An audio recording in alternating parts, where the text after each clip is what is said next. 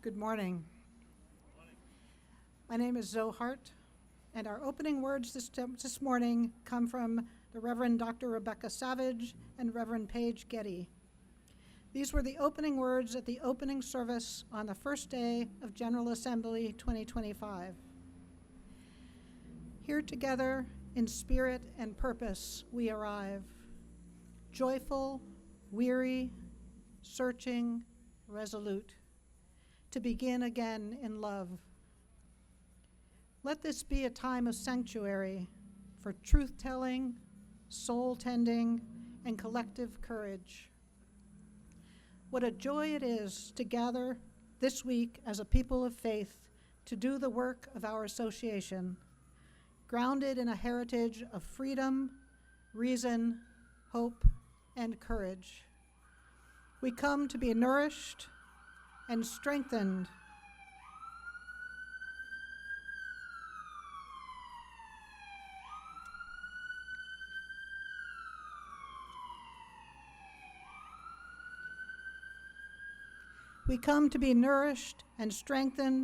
as we are called by love to embody our shared values in this life. Let us now worship. And now, while Mary Beth lights the flame, please join me in our words for chalice lighting. I will be doing them in Spanish, but you can speak them in any language that you like. Encendemos esta llama para recordarnos de la luz de la verdad, la calidez de la comunidad y el fuego del compromiso. We'll get there.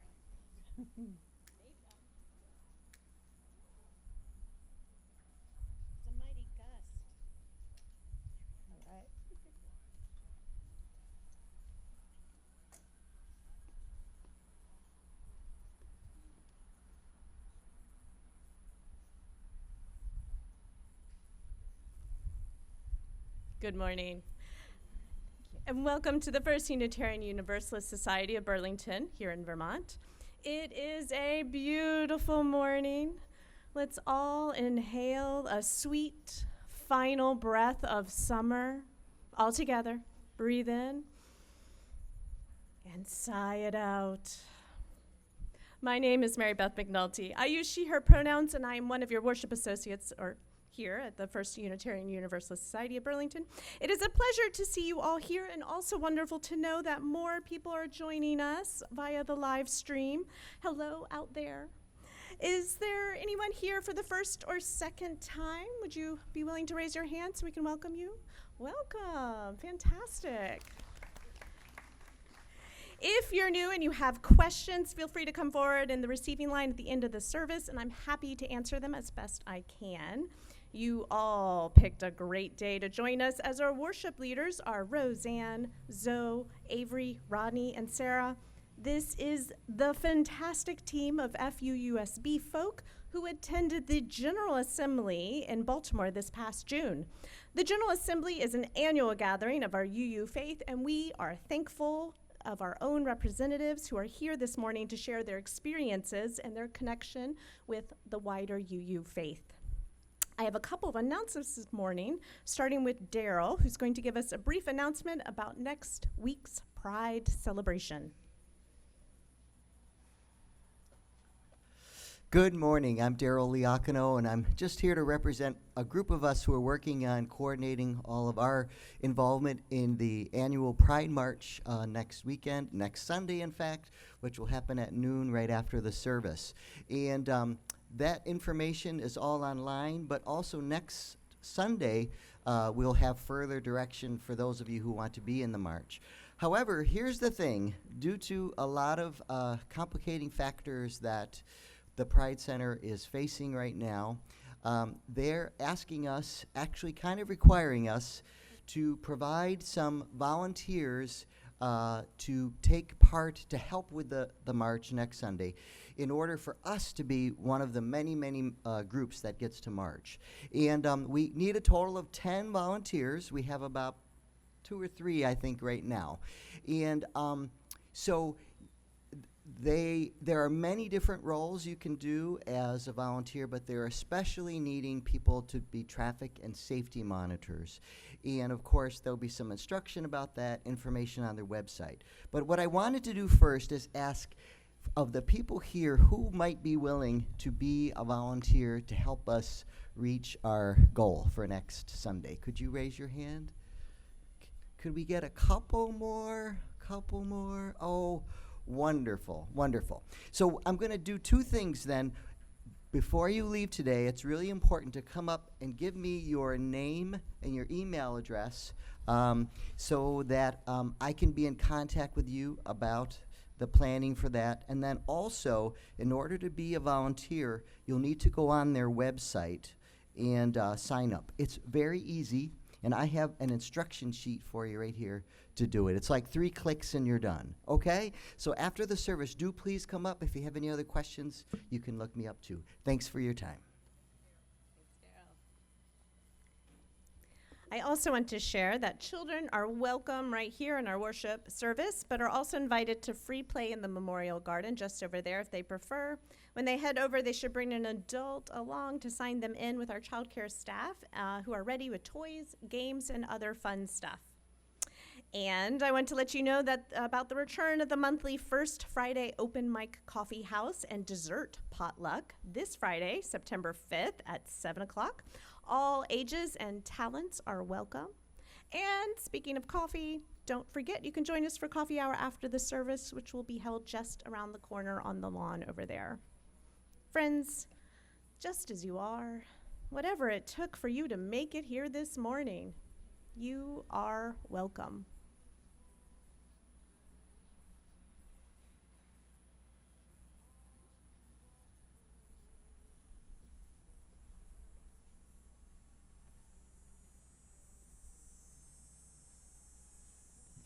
Good morning. My name is Molly, and I'll do a quick adjustment here. We are going to sing from the Teal Hymnal this morning, which several volunteers were kind enough to place out on your about every other chair. Hymn number 1051, We Are.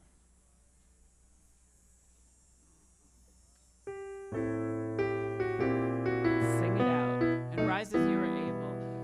For each child that's born, a morning star rises and sings to the universe who we are. For each child that's born, a morning star rises and sings to the universe who we are. We are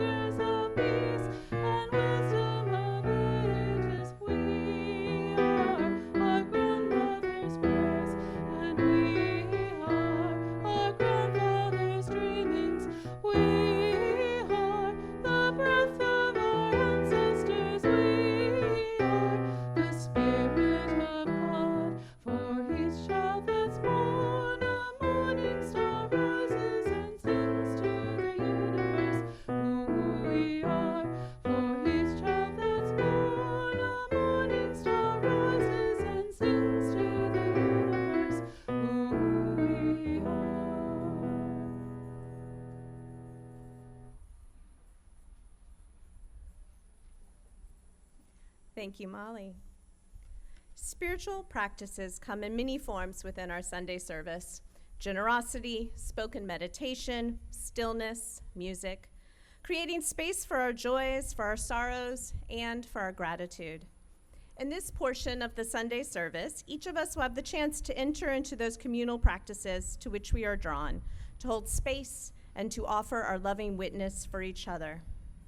Let us pause now in the spirit of prayer and meditation. Please place your feet and hands comfortably. Close your eyes if you like. Take a breath. Let us quiet our minds together.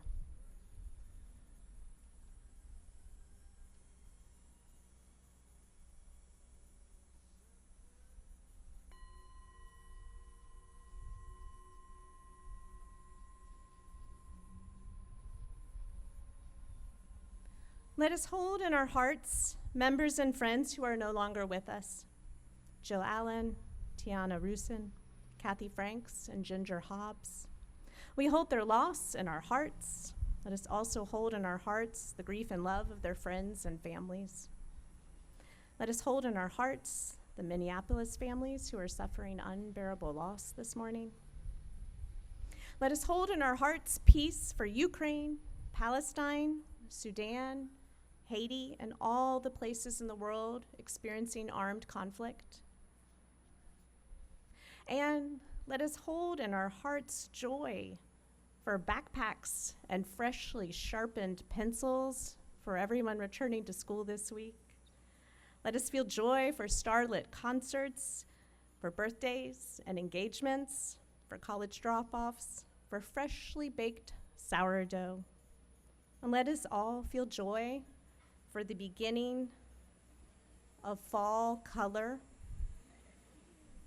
Joy. I feel joy. Let us spend a few moments here breathing in love, breathing out fear until the chime rings again.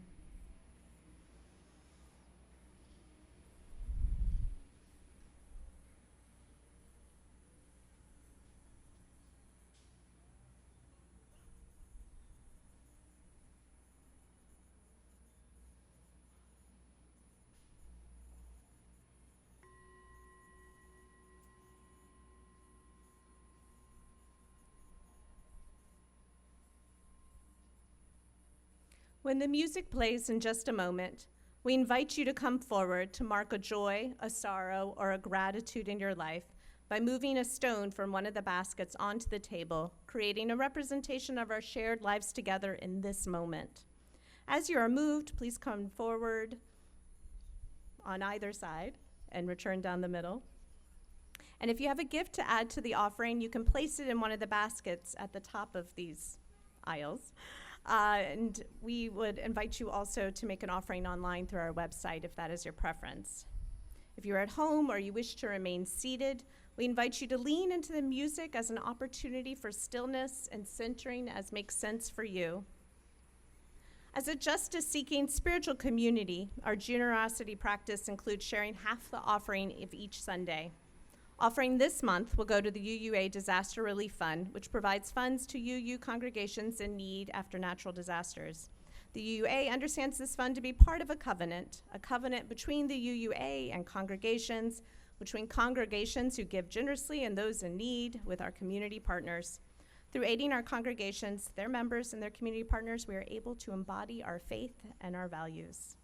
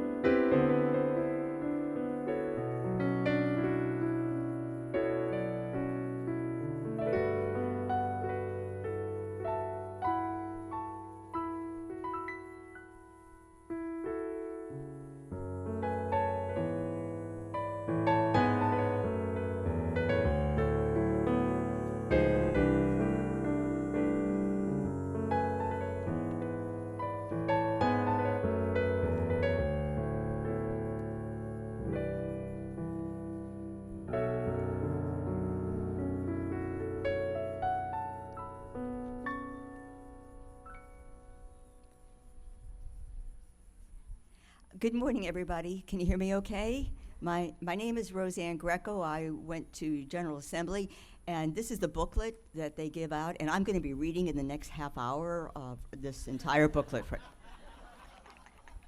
No, this will take about 4.5 minutes. I was practically born Catholic. I attended Catholic schools up to college.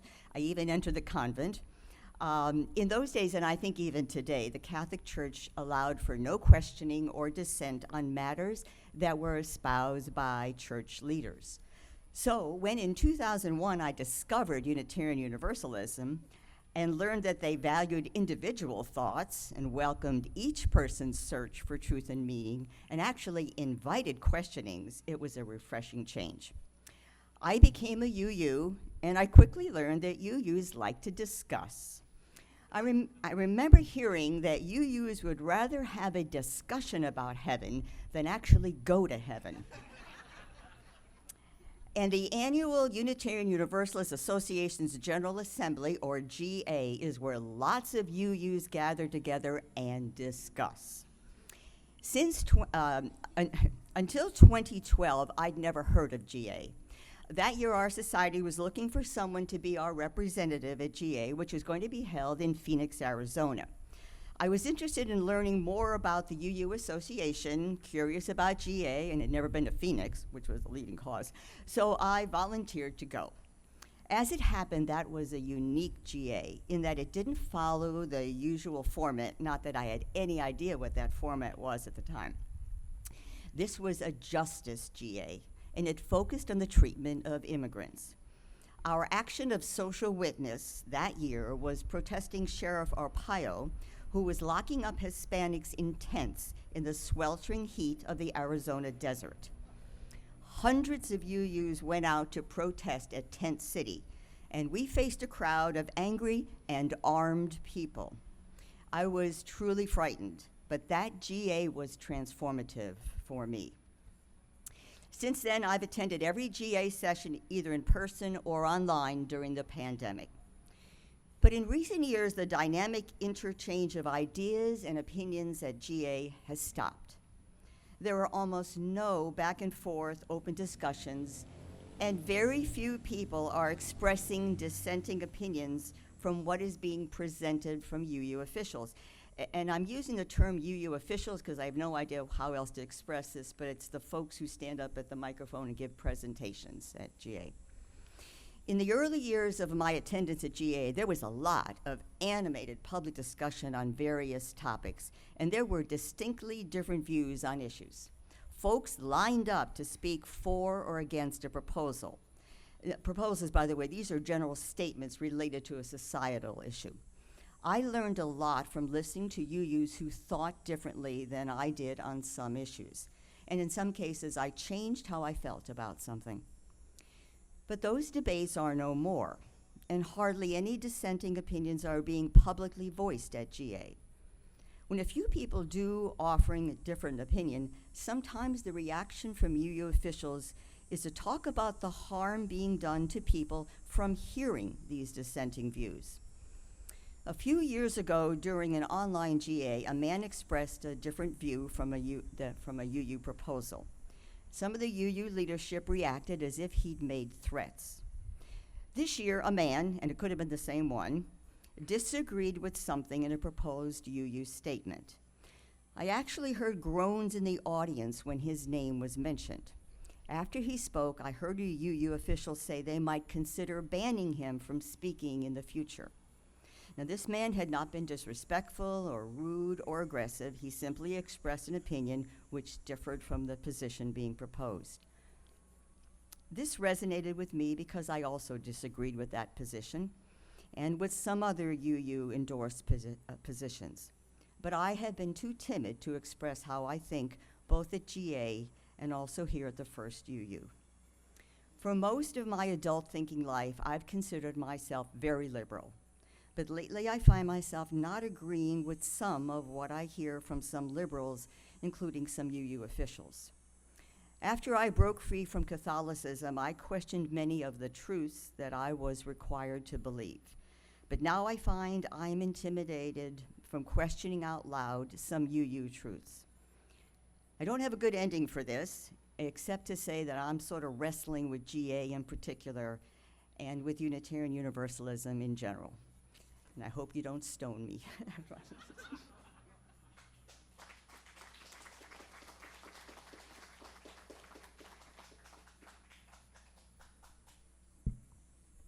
I'm going to check the mic too. Is this loud enough? I was also at that General Assembly in Phoenix, and it was scary. And every group got off the bus and sang, "When I breathe in peace," which was a way we comforted ourselves. I go to GA for the opportunity to hear from so many other UUs and honestly to sing with them. This year, the Ware lecturer was a trans woman journalist, Amara Jones. Google her after this service. I guarantee you're going to be enlightened or frustrated or sad. She was the most poignant Ware lecturer I have experienced. For brief background, the UUA president, in consultation with the GA Planning Committee, invites a distinguished guest each year to address the GA as the Ware lecturer. In 1920, Harriet E. Ware of Milton, Massachusetts, bequeathed $5,000 to the AUA, the American Unitarian Association, for its unrestricted use. 2 years later, on the evening of May 24th, 1922, the first Ware lecture was given by the Reverend Frederick W. Norwood, pastor of the City Temple in London, England. The lecture has been established in honor of the distinguished services of 3 generations of the Ware family to the cause of pure Christianity. The lecture has been given every year at the former May meetings of the AUA and since 1961 at the General Assembly. No lecture was scheduled for 1944 due to the World War II, although Morris Lazaron delivered an address on May 23, 1945 at All Souls Church in Washington, D.C., which is referred to as a Ware lecture. There was no lecture in 1951 when the Unitarians celebrated their 125th anniversary. I give you this history as a little piece of information about General Assembly and about our denomination. Some of the past Ware lecturers have been Martin Luther King Jr., Mary Oliver, that was a fabulous one, Cornel West, who yelled at us for an hour, but appropriately, and Brian Stevenson, who started the Equal Justice Institute. The complete list of speakers is on the UUA website. Amara was the most poignant Ware lecturer I have heard from, and I've been to 17 General Assemblies. She was measured, her comments were based in fact, and she built her lecture piece by piece to explain many things that have happened or are happening right now. 2 of her points hit me like a ton of bricks. One of her points and focus is that trans people and their rights were attacked during the most recent election in 2024. Some of you may know this, I didn't know the full story. The Christian Nationals developed a strategy 10 years ago to attack trans folks in order to win elections. And she pointed out that they are less than 1% of the population. Amara mentioned that the RNC, the Republicans, 2 years before the 2024 election, dropped a huge ad buy of anti-trans ads or statements that were placed in key markets where the Republicans had to win. wicked gerrymandering. Do you remember those vile ads depicting trans folks? Does anybody remember those vile ads 2 weeks before the election? She mentioned this scared me, and I haven't fact checked it, maybe I should. She mentioned that Trump's staff had the best prediction of the election results because of the data collected for this ad buy and the purchases that were made in the selected markets. Do you remember number 47's aside a few days before the election? Not the exact quote, but how I remember it. We have enough votes, right, Elon? Does everybody remember that statement from him? They had the data because they were putting ad placements in the markets that they needed to win, and did. In shock, Amara Jones said multiple times, and the DNC/Democrats did nothing. The DNC, in response to that, did nothing. The second poignant message that struck me from her lecture is that the Christian nationals know as fact that as long as there are homosexuals, trans, black and brown bodies on this earth, that the second coming of Christ will not happen.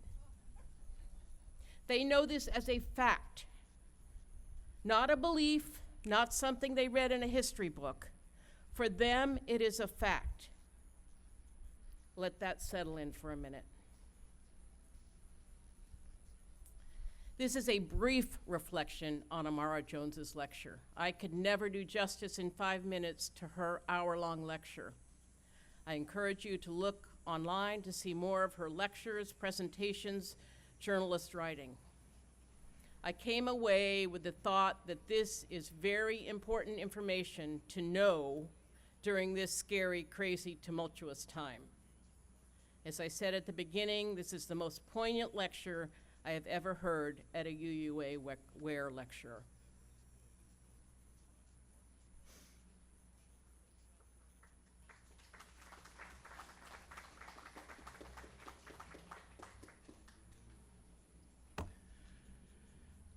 Hi, I'm Rodney, and at GA this year I heard about Meet the Moment cohorts for the first time. The UUA describes Meet the Moment as a movement-wide framework helping Unitarian Universalists analyze, discern, and take values-based action in response to today's religious, cultural, generational, and political realities. Essentially, it's a way for individual UUs and their congregations to dig into, learn about, understand, and importantly, act upon specific issues they feel drawn to. For me this year, it meant attending 3 separate sessions over 3 days at GA addressing a single issue. You hear more about that particular issue when Avery speaks in a minute or two, since he's been involved with the cohort I attended for a while and led this June session held by the National Emerging Adult Task Force cohort.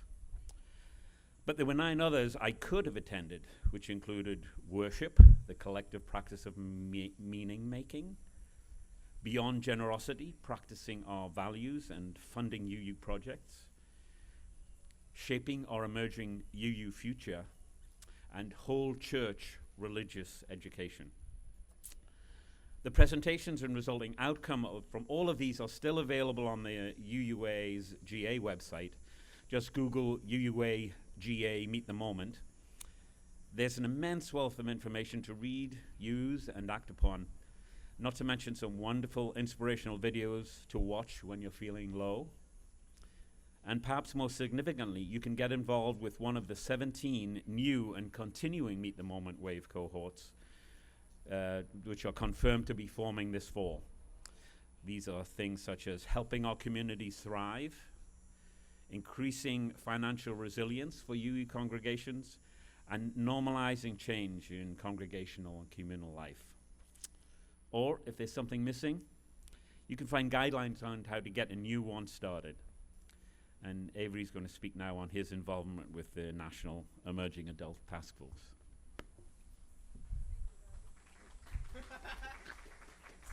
Shock you and not speak about it. Yeah, so my name's Avery. I use they, them pronouns. So NEAT, or the National Emerging Adult Task Force, is a project of the UUA. We're a UUA board called committee. That's supporting communities, congregations, religious leadership, and lay leaders in creating congregations and spaces across Unitarian Universalism that's inclusive and welcoming for young and emerging adults. Our goal, as was the goal of every WAVE cohort, was to answer 3 questions that the board proposed for us to answer. I'm going to attempt to sum them up quickly for you. If you have more questions later, I'm happy to answer them. Our first question was, what's the moment we're in for emerging adult ministry? So we discovered that we're in a time of cliffing. We're in a time where young adults don't have a space in congregational life. They don't feel welcome in UU congregations.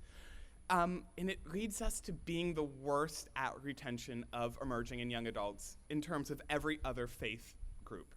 We have a 15% keeping people in our faith rate, while everyone else, the worst, is like 40. We love to be unique. This is not something we need to be unique at. Please. Our classes aren't welcoming post-religious education. Small groups aren't really created for young voices. On top of that, our staff are not built with staff and lay-led support for emerging and young adults. What's the programming that always gets cut first when there's a budget shortfall? Hint, it's youth or emerging adult programming. That leads us even deeper into cliffing that we see in our churches. The young adults leave, some of them to never return, because they don't feel supported by a faith that they have given so much to. The second question was, what is the urgent needs in this moment? So we discovered a few urgent needs. We thought about resourcing, things like actually creating small groups. So NEAT created a small group program with Wellstone that everyone's welcome to use, all about going deeper into the new Article 2 programming. But these are spaces that are made purposefully for young people so that they feel supported by their faith in the communities that they're in. We're creating something like Worship Web called Stones, which is just online resources for inclusion of emerging and young adult voices in worship services if you don't have folks in your community to come up and talk, and you still want to use words written by youth and emerging adults. We're creating milestones, something for young people to look forward to that is different than marriage or baby dedications or an ordination service. Something new that's created for young adults by young adults. It's still in the works. The team that did this just met on Star Island a few weeks ago to go more in depth about it, so we'll have more information about it shortly. And finally, what's the role of the UUA? What's our role as UUA committees, as UUA staff? Since churches at this moment don't have the resources for young adults, how can we help create these spaces online or in person? So things like YARN, the Young Adult Revival Network, and UUA run small groups and retreats. The final question was, what are we called to do? We broke that down to a few different buckets. So first we thought about the UUA. What is the UUA called to do in this moment? Our job is to help you guys with resourcing and making it clear what we already have in place. We are called to continue to build networks and expand spaces that are already built. We need to make it clear that we are here for communities to use us as a resource and a place for YAs to find community if their local congregation isn't resourced or isn't welcoming for that. What are lay leaders called to do? Be welcoming. Talk to a young person like you would talk to anybody coming to church for the first time. Think about how you want to be greeted when you're interacting with that new young person at service. Don't make the young person do all that work right away to create a relationship or task them to do countless committee meetings. And don't introduce young people to other young people because they're just young. Find people who have a shared interest so that they keep coming back to learn more about that shared interest or to talk to somebody who does the same thing as them. And finally, what are religious professionals called to do? Again, to be welcoming. And it's their job to fight the board and to fight with their communities to make sure in their schedule, in their bucket, there is space for young and youth ministry. No matter how much we wanted this work to be done with GA, it's nowhere close. We're still building the networks and making them more accessible to folks that need them. It kind of sometimes feels like a never-ending battle at the moment, but we just need more folks to step up and help us build YA and EA welcoming spaces for a more beloved community for all of us. Our biggest call, if there's only one thing that you hear from me today, is to please be welcoming. Think about how you want to be greeted when you go into a new space. Treat people like how you want to be treated, and make sure you're truly interacting with young people in a way that's inclusive of them both being young, but also that they're people. And most importantly, if you're a young person or if you know young people between the ages of 18 to 24, the UUA has online on-call chaplains. Please use them. You can get in touch with them online by emailing eapastoralcare@uua.org or give them a call at 617-948-6418. We have a photo. Please, if you know young people, come find me after and take a picture of it and send it to them. It's a great free resource. Our next song is a part of the bigger thing that was happening at GA.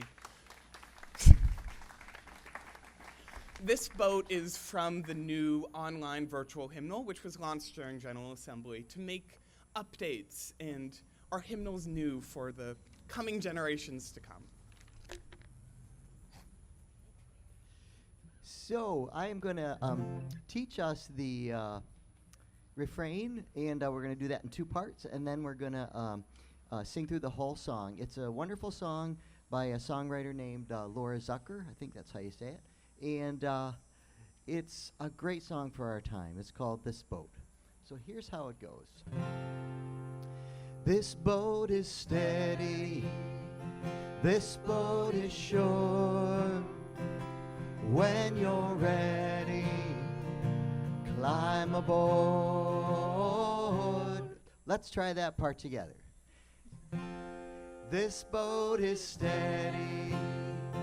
This boat is sure. When you're ready, climb aboard. Beautiful. Now we'll do the second part of the refrain. When you're ready, grab an oar. This boat will carry us to the farthest shore. Sing that with us.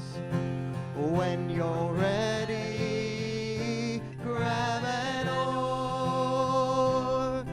This boat will carry us to the farthest shore. Wonderful. We all know hardship. We all know pain, but nothing ventured means nothing gained. And every rainbow needs the rain. You're not alone, try again. Here we go. This boat is steady. This boat is sure. When you're ready, climb aboard. When you're ready, grab an oar. This boat will carry us to the farthest shore. Even if you've been tempest-tossed, even if you feel that all is lost, you've heard the thunder roar, had a look at heaven's door. If you're sinking like a stone, this boat will carry you home. This boat is steady, this boat is sure. When you're ready, climb aboard. When you're ready, grab an oar. This boat will carry us to the farthest shore. In this boat, there's nothing we can do together, no matter the weather, no matter that the charts aren't ours, we will navigate by our stars. This boat is steady, this boat is sure. When you're ready, climb aboard. When you're ready, grab an oar. This boat will carry us to the farthest shore. Oh, this boat will carry us to the farthest shore.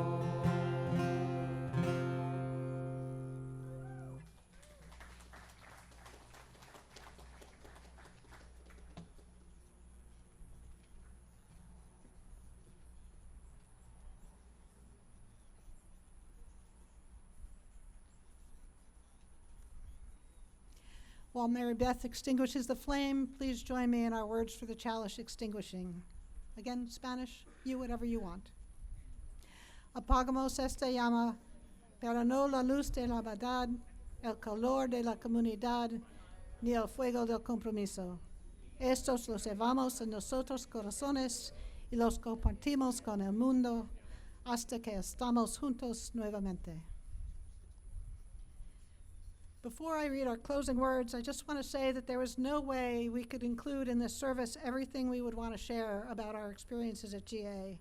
There were GA participants who could not be here today, and there are more reflections than we could possibly fit in the service. In particular, Jonathan and Peggy Sands were with us and are out in Arizona now, I believe.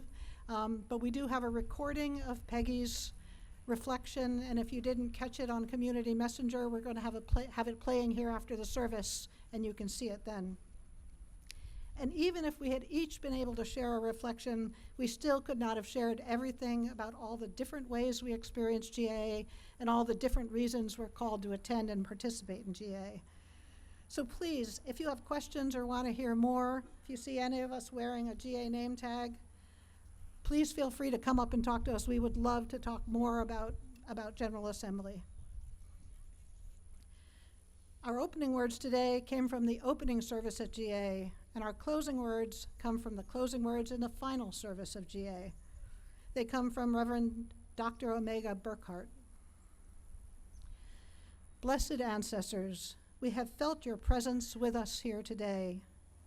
We, the beneficiaries of your imagination, are grateful for your courage, your perseverance, and your persistence. We thank you for igniting the spark and launching the movement that we now know as Unitarian Universalism. Thank you for your example and your guidance. We release you from this space, affirmed in the belief that you are always with us, part and parcel of who we are as Unitarian Universalists. And now, beloveds who are here with us today, both in person and virtually, I just said it. We represent the dreams of our ancestors. The responsibility is now ours to carry the revolution forward, to consolidate our resistance to the inequities and injustices of these times, to organize ourselves in courageous engagement as we assume the mantle of lovers of life, builders of institutions, seekers of truth, and keepers of the faith, to be worthy ancestors of future generations.